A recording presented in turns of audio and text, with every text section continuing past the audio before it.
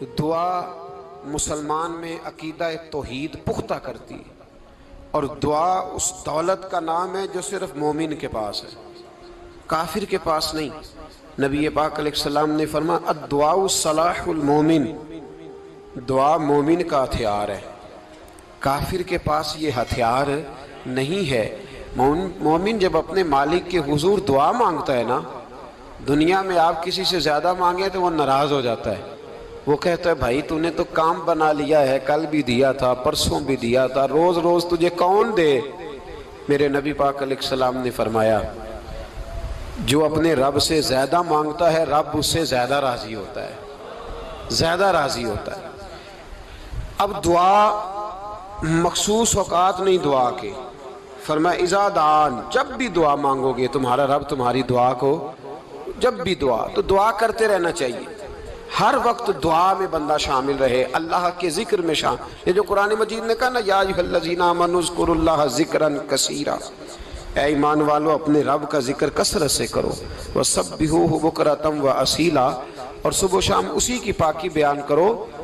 تو اس سے مراد یہ نہیں ہے کہ تسبیح لے کے سارا دن مسجد میں بیٹھے رہو اور کام کوئی نہ کرو، بلکہ اس کا مطلب یہ ہے کہ روٹی شروع کرو تو اللہ کے نام سے، اختتام کرو تو اللہ کے نام، سو جاؤ تو رب کا نام لے کے، سویرے اٹھو تو اللہ کا نام لے کے، جب تمہیں کوئی چیز اچھی لگے تو ماشاءاللہ کہو، جب کوئی مصیبت آئے تو کہو انا للہ و انا الیہ راجعون۔ تو سارا دن اللہ کا ذکر جاری رہے گا۔ نبی پاک صلی اللہ علیہ وسلم نے مسلمان کو ایک دوسرے سے ملنے کا طریقہ بتایا۔ مصیبت آئے تو کیا کہنا ہے؟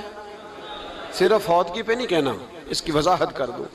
کوئی بھی الذین اذا اصابتہم مصیبہ، جب بھی کوئی مصیبت آئے، اللہ کے بندے کہتے ہیں ہم اللہ کی طرف سے آئے ہیں اور اللہ کی طرف ہی ہم نے لوٹ جانا۔ تو میرے عزیز ہر وقت اللہ کا ذکر جاری رہے گا، ہر وقت زبان پہ رب کریم کا۔ دیکھیں نا نبی پاک علیہ السلام نے ہمیں ملاقات کا طریقہ بتایا۔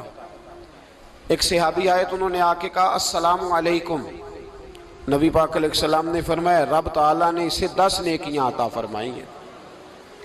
دوسرے آئے تو انہوں نے کہا السلام علیکم ورحمۃ اللہ، تو محبوب فرمانے لگے، امام بہقی نے اس کو لکھا ہے، محبوب فرمانے لگے رب کریم نے اسے 20 نیکیاں عطا فرمائی۔ ایک اور آئے، عرض کیا السلام علیکم ورحمۃ اللہ وبرکاتہ، محبوب فرمانے لگے اللہ نے اسے 30 نیکیاں عطا فرمائی۔ اچھا اس کا مطلب کیا ہے؟ السلام علیکم، تم پر سلامتی ہو، سادہ ترجمہ یہ ہے کہ تم سلامت رہو، تم سلامت رہو، ورحمۃ اللہ وبرکاتہ، تم پر اللہ کی رحمت بھی ہو اور اس کی برکتیں بھی ہو۔ وہ کیا کہتا ہے؟ وہ کہتا ہے وعلیکم السلام، تم پر بھی سلامتی ہو، ورحمۃ اللہ وبرکاتہ، اللہ کی رحمت ہو اور اس کی۔ یہ جو مسنون دعائیں ہیں نا جو حضور نے ہمیں دعائیں سکھائیں ہر موقع پہ، ان کا کمال دیکھیے۔ اب ایک مسلمان نے آتے کہا السلام علیکم، اس کا مطلب کیا ہے؟ تم پر۔ اب وہ جھگڑا کرے گا اسے مارے گا، اس کا مال چھینے گا؟ اس نے تو آتے ہی کہا ہے تم پر سلامتی ہو۔ تو جو سلامتی کی دعا دینے والے ہیں وہ جیب تھوڑی کاٹیں گے، وہ غبن تھوڑی کریں گے، ڈاکہ تھوڑا ڈالیں گے۔ اسلام نے لفظ ہی وہ سکھایا ہے کہ فرمایا جب تم نے ملنا ہے تو تم نے دعائیں کرنی ہیں ایک دوسرے کے لیے۔ اب ہمارے ہاں نئے نئے لفظ آ گئے، ٹیلی فون اٹھایا تو کہا ہیلو، اس کا کیا ترجمہ ہے؟ کون ہے، اس کا کیا ترجمہ ہے؟ جی جناب، اس کا کیا مطلب؟ ہم نے دیکھا بڑے بڑے سمجھدار لوگ السلام علیکم کی بجائے کہتے ہیں کیا حال ہے۔ بھئی کیا عجیب بات ہے، بھئی کیا حال ہے کا کیا مطلب ہوا؟ وہ بعد میں کرنے کی بات ہے۔ اور کچھ تھوڑا سا جو ادیب ہیں، جو بیچارے حروف کے پیچ و تاب میں رہتے ہیں، وہ کہتے ہیں آداب عرض ہے۔ وہ کیا ہوتا ہے جی؟ اسلام نے دعا سکھائی ہے السلام علیکم، یہ کتنی خوبصورت دعا ہے۔ جب آپ گھر کے اندر داخل ہوئے تو آپ نے دعا دی السلام علیکم، یہ دعا دی آپ۔ ایک صحابی حاضر خدمت ہوئے، عرض کی یا رسول اللہ صلی اللہ علیہ وسلم میرے گھر میں غربت رہتی ہے، کیا کروں؟ نبی پاک علیہ السلام نے فرمایا جب بھی گھر جایا کرنا گھر والوں سے سلام لیا کر، گھر والوں سے کیا کہا کر؟ السلام علیکم، جب بھی گھر جائے۔ یعنی گھر آیا، اب گھر والوں نے بتایا کہ ماچس کی ڈبیا تو لے آؤ۔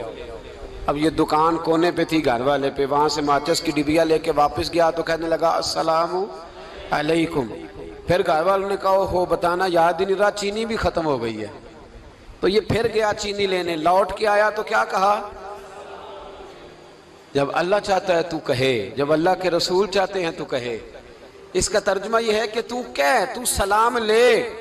اللہ رسول چاہ رہے ہیں کہ تو سلام لے تاکہ تیرے گھر میں سلامتیاں ڈال دی جائیں. تو فرمایا سلام لینی ہے تو نے، اور ساتھ تو نے اس طرح کرنا ہے کہ 3 دفعہ سورۃ اخلاص کو پڑھنا ہے. امام قرطبی نے اس کو لکھا ہے. اس نے کہا حضور غربت بڑی ہے. غربت بڑی ہے تو کہ وظیفہ بتائیں. فرمایا جب بھی گھر جاؤ سلام لو اور 3 دفعہ سورۃ اخلاص پڑھو. وہ صحابی کہتے ہیں میں پکا ہو گیا. اب وہ کچھ دنوں کے بعد، کچھ عرصے کے بعد، کچھ مہینوں کے بعد واپس آئے تو صحابہ کرام علیہم رضوان فرماتے ہیں ہماری خواہش تھی کہ یہ کچھ بیان کرے، اب بتائے جو وظیفہ لے کے گیا تھا اس کا رزلٹ کیا نکلا. کہتے اس نے بڑی حیرت انگیز بات کی، حیرت انگیز عجیب انداز میں. کچھ لوگوں کا دل ہوتا ہے نا کہ مجھے ملے میرے پڑوسی کو نہ ملے، اور کچھ کا دل ہوتا ہے یار مجھے بھی ملا ہے اور الحمدللہ میرے پڑوسی کو ملا ہے. تو صحابی جب حاضر ہوئے تو صحابہ کہتے ہیں ہمیں تجسس تھا کہ یہ کچھ بتائیں. تو حضور نے فرمایا کیا حال ہے تیرا؟ کہا یا رسول اللہ کمال ہی ہو گئی ہے حضور، میں جب بھی گھر جاتا ہوں سلام لیتا ہوں اور 3 دفعہ سورۃ اخلاص پڑھتا ہوں. میں تو امیر ہو ہی گیا ہوں، میرے تو ہمسائے بھی امیر ہو گئے. کتنا پیارا ہے یہ جملہ، کتنا حسن ہے. اتنا اچھا لفظ کسی اور کے پاس ہے ہی نہیں جو الفاظ ہمیں ہمارے رسول نے عطا فرمایا. اس کو اپنائیے، اس کو اپنائیے. یہ الگ بات ہے کہ لوگ مطلب کے لیے سلوٹ کر لیتے ہیں بڑا سارا، لیکن مطلب کے لیے نہیں. جس کو جانے اس سے بھی سلام لیں، جس مسلمان کو نہیں جانتے اس سے بھی. تو نبی پاک نے ہمیں مسنون دعائیں سکھائیں. رات کو جب سونے لگیں اللہ کے رسول صلی اللہ علیہ وسلم نے ہمیں دعا سکھائی. حضور نے فرمایا جب سونے لگو تو مسلم شریف میں فرمایا تم نے یہ دعا پڑھنی، اللہم باسمک اموت و احیا. تم نے کہنا اے اللہ میں تیرے نام پر مرتا ہوں اور تیرے نام پر جیتا ہوں. نبی پاک صلی اللہ علیہ وسلم نے ایک حدیث میں فرمایا کہ یہ جو نیند ہے نا یہ موت کی چھوٹی بہن ہے، یہ موت کا ایک حصہ ہے. جس طرح انسان سو جائے تو کوئی خبر نہیں ہوتی کیا ہو رہا ہے، بالکل وہ اٹھا ہے تو اس نے کہا ہو یہ کیا ہوا. سو جاتا ہے نا آدمی، اسے خبر نہیں ہوتی. اوہو میں نے تو 11 بجے اٹھنا تھا، یہ تو 3 بج گئے. اب اسے خبر نہ رہی. سوتے ہوئے لوگ چوری کر لیتے ہیں. بلکہ اس طرح بھی ہوتا ہے کہ آدمی نے گکھڑ اترنا تھا، وہ پنڈی سے آ رہا تھا لیکن وہ سویا ہوا تھا. آنکھ تب کھلی جب کاموں کی آ گیا تھا. اب اس کا اس پر زور. تو فرمایا کیا پتا اب تو کھل گئی کاموں کی، جا کے لاہور جا کے کسی جگہ پہنچ کے. تو یہ بھی ممکن ہے کہ کھلے ہی نہ، نیند ہی موت کا سبب بن جائے. تو کہہ کے سو کہ یا اللہ تیرے نام پہ سو رہا ہوں. اللہ کس نام پہ سو رہا ہوں؟ یار اگر ہم ان دعاؤں کا حسن سمجھے مت اللہم باسمک اموت و احیا، یا اللہ میں تیرے نام پہ سوتا ہوں اور تیرے نام پر اٹھتا ہوں. گویا کہہ رہا یا اللہ میری نیند بھی تیرے فضل سے ہی ہے، اور اگر آنکھ کھل جائے تو وہ بھی تیرے فضل سے ہی ہے. کتنا اعلیٰ نبی پاک علیہ السلام نے انداز سکھایا. اور پھر بخاری شریف میں حدیث موجود ہے، فرمایا جب اٹھو تو کہو الحمدللہ الذی احیانا بعد ما اماتنا والیہ النشور. فرمایا جب تم سو کے اٹھو تو پھر کہو اے اللہ ساری تعریفیں تیرے لیے، تمام تعریفیں جس نے ہمیں موت کے بعد حیات دی. موت کے بعد فرمایا احیانا بعد ما اماتنا، ہمیں مرنے کے بعد گویا اللہ کا شکر ادا کر کے آنکھ کھل گئی. دیکھیں کس طرح اسلام مسلمان کو اللہ کے ساتھ جوڑتا ہے. فرمایا شکر کر، آنکھ کھل گئی. کہ یا اللہ تیرا شکر ہے تو نے موت کے بعد ہمیں دوبارہ حیات عطا فرمائی، یہ شکر ادا کرو. گویا تم یہ نہ کہنا کہ میں اٹھ گیا ہوں تو میرا کمال ہے، یہ نہ سمجھنا میں اٹھ گیا ہوں تو میں بڑا پابند ہوں. جب میں ارادہ کر لوں کہ میں نے 11 بجے اٹھنا ہے تو پھر میں اٹھ جاتا ہوں. یہ نہ کہنا کہ یہ الارم بڑا اچھا ہے، یہ مجھے اٹھا لیتا ہے. ذہن کے اندر خیال کر کہ نیند تو موت کی طرح تھی، یہ جو میں اٹھ گیا ہوں تو اپنے رب کے فضل سے اٹھا ہوں. جو میں اٹھ گیا ہوں، جو ابھی اٹھے ہیں وہ تو بول دینا کم از کم کہ میں اپنے رب کے فضل سے اٹھ گیا. تو دعا سکھائی. پھر دیکھیے نبی پاک صلی اللہ علیہ وسلم نے فرمایا جب تم بیت الخلاء میں جاتے ہو نا، واش روم میں جاتے ہو، تو گندی چیزیں ہوتی ہیں وہاں، شیطان ہوتے ہیں، جنات ہوتے ہیں، یہ گندگی پہ ہوتے ہیں۔ جب تم واش روم جاؤ، بیت الخلاء جائے، تب بھی دعا مانگو۔ کیا دعا مانگو؟ وہ دعا بھی نبی پاک صلی اللہ علیہ وسلم نے ہمیں تعلیم فرمائی اور بخاری میں ہے، کہا پڑھا کرو اللہم انی اعوذ بک من الخبث والخبائث۔ کہو اے اللہ ناپاک چیزوں سے میں تیری پناہ مانگتا ہوں، وہ نر ہوں یا مادہ ہوں۔ اللہ میں تیری پناہ مانگتا ہوں۔ واش روم کے اندر بہت ساری بری چیزیں ہوتی ہیں، جوان میری بات پر توجہ فرمائیں، وہاں بہت ساری گندی چیزیں ہوتی ہیں۔ انسان کئی دفعہ واش روم میں جاتا ہے، اسے وسوسے زیادہ آتے ہیں، یہ نوٹ کریں میری بات کو۔ اصل میں نا ہم بات ڈھونڈ رہے ہیں علاج اپنی بیماریوں کا، حالانکہ علاج تو سارا مدینے والے رسول کے پاس موجود ہے، محبوب کے پاس ساری دوائیاں ہیں۔ تو نبی پاک علیہ السلام دیکھیں نا، انسان واش روم میں جاتا ہے، اسے وسوسے آتے، برے خیالات آتے، وہ گناہ کی طرف کئی دفعہ مائل ہوتا ہے، تو کہا تو دعا پڑھ کے جا اللہم انی اعوذ بک، یا اللہ میں تیری پناہ مانگتا ہوں من الخبث والخبائث، ہر خبیث اور بری چیز سے میں تیری پناہ مانگتا ہوں، وہ نر ہو یا یار کتنا عظیم دین ہے، کتنا عظیم میرے مصطفیٰ کریم کا وہ والا دین ہے۔ اصل میں اللہ کرے بی اے پاس بچے کو بیت الخلاء کی دعا بھی یاد ہو جائے، ایسے یاد ہو جائے، اور اس کے ماں باپ سمجھ لیں کہ جوان ہو گیا ہے، تو اب ہو سکتا ہے اس کی طرف شیطان حملہ زیادہ کرے، اسے خراب کرنے کی کوشش کرے، تو لہٰذا اسے دعا سکھائی جائے تاکہ اس کو پہلے سے پتا ہو کہ میں نے اس بے ایمان سے بچنا کس طرح سے۔ اب آپ دیکھیے نبی پاک علیہ السلام نے ہمیں دعا سکھائی، مصنف ابن ابی شیبہ میں۔ کون سی دعا؟ واش روم سے نکلنے کی۔ اللہ اکبر، بڑی زبردست دعا ہے، بڑی زبردست۔ آپ یقین کریں اس ایک ایک دعا پر ایک ایک پورا بیان ہو سکتا ہے، ایک ایک۔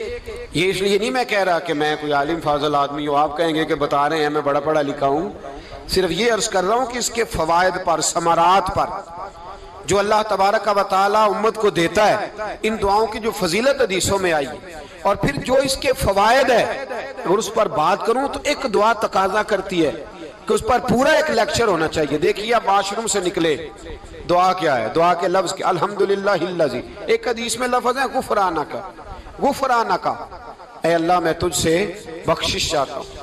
اور جو مشہور اور معروف ہے مصنف ابن ابی شیبہ کی روایت، فرمایا الحمدللہ الذی اذھب عنی العذاب وعافانی، فرمایا اے اللہ تیرا شکر ہے۔ واش روم سے نکلا ہے تو کہہ رہا ہے یا اللہ تیرا شکر ہے، تو نے مجھ سے اذیت دور کی، وعافانی، اور تو نے مجھے عافیت عطا کر دی، اذیت دور کر دی اور عافیت۔ بولیے، واش روم سے نکلا ہے تو کیا کہتا ہے؟ یا اللہ تیرا شکر ہے، تو نے مجھ سے اذیت دور کر دی اور مجھے عافیت۔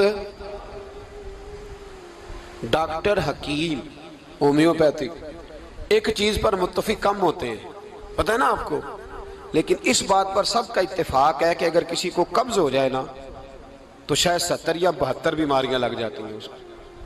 اور جب آدمی کو قبض ہوتی ہے نا، پیٹ کے اندر فضلہ جم جاتا ہے، خارج نہیں ہوتا، اس کو اعصاب کی بیماری ہوتی ہے، اس کے ذہن پر اثر ہوتا ہے اس چیز کا۔ آپ یہ مت سمجھیں کہ کھانا کھانا یہ ایک کمال ہے، اللہ نے یہ بھی نعمت بنائی ہے کہ کھانا جب خارج ہوتا ہے تو وہ بھی اللہ کا بہت بڑا احسان ہے۔ تو فرمایا تو سمجھا ہی نہیں، اگر تجھے قبض ہو جاتی، تیرے پیٹ کے اندر وہ چیز جم جاتی، تیرے لیے کتنی تکلیف کا باعث تھی۔ ان لوگوں سے پوچھئے جو اس کے بیمار ہیں، اس کے مریض ہیں، وہ کتنی تکلیف میں رہتے ہیں، سر میں درد ہوتا ہے، سر چکراتے ہیں۔ ایک بہت بڑا روڈ ایکسیڈنٹ ہوا تو ڈرائیور سے لوگوں نے پوچھا کہ مسئلہ کیا ہے، تو کہنے لگا میں قبض کا مریض ہوں، تو میں کھانا کھا لیتا ہوں تو میرے ذہن پر وہ اس قدر زیادہ گیس کا غلبہ ہوتا ہے کہ میں سخت تکلیف میں ہوں۔ نبی پاک علیہ السلام نے ہمیں سمجھایا اور بتایا کہ سمجھ لو یارو، کھانا کھانے کی نعمت تو اللہ نے تمہیں عطا فرمائی ہے، لیکن کھانا کھانے کے بعد اس کا اخراج بھی اللہ کی بہت بڑی نعمت ہے، تو اللہ کا شکر ادا کرو۔ پھر جب آپ گھر سے نکلیں گے تو بھی اس کی دعا ارشاد فرمائی، بسم اللہ توکلت علی اللہ، اللہ کے نام سے گھر سے نکلتا ہوں اور میں نے بھروسہ بھی اللہ کے نام پہ کیا۔ جب گھر سے نکلیں تو کس کے نام پہ بھروسہ کریں؟ بولیے حضرت رابعہ بصریہ رحمت اللہ علیہا، آپ تشریف لے گئیں حج کرنے، جس دن واپس آئیں اپنا اونٹ کہہ گئیں جاتی دفعہ، کہنے لگی اللہ میں تیرے حوالے کر کے جا رہی ہوں اور بسم اللہ توکلت علی اللہ، بھروسہ بھی تیری ذات پہ ہے۔ جس دن واپس آئی نا اسی دن کسی نے بتایا کہ اماں آج ہی تیرا اونٹ مر گیا ہے، تو اونٹ کے سرانے کھڑی ہو کے کہنے لگی مولا میں تو تیرے نام پہ تیرے پہ بھروسہ کر کے گئی تھی، تیرے حوالے، میں تو تیرے گھر گئی تھی۔ تو لوگ کہتے ہیں اماں کے منہ سے لفظ نکلے تو اونٹ زندہ ہو کے کھڑا ہو گیا، کھڑا ہو گیا ہوں۔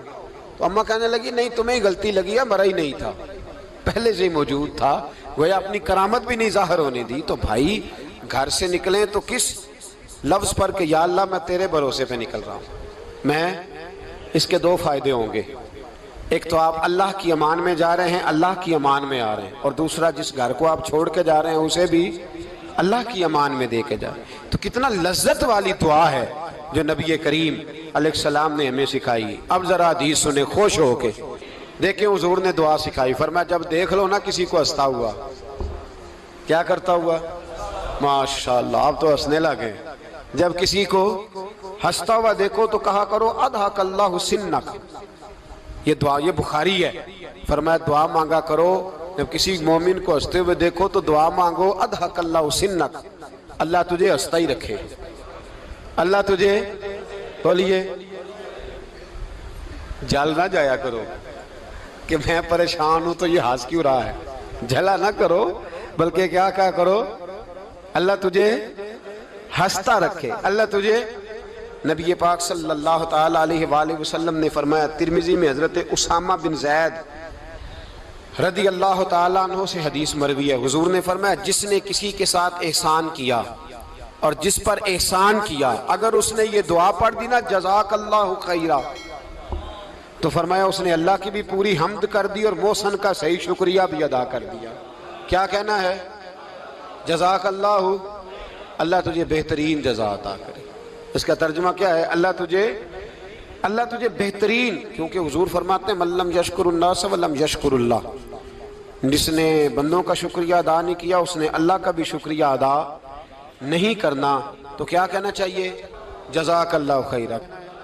اور اگر اماں کہتی ہو بچوں کو انگریزی سکھانی ہے تو کیا کہنا ہے پھر؟ شکریہ ادا کرنے میں کیا کہنا ہے؟ Thanks, thank you. وہ خدا کے اس کا ثواب کتنا ہے؟ بولے انگریزی ایک زبان ہے، اس کو زبان ہی رہنے دیں۔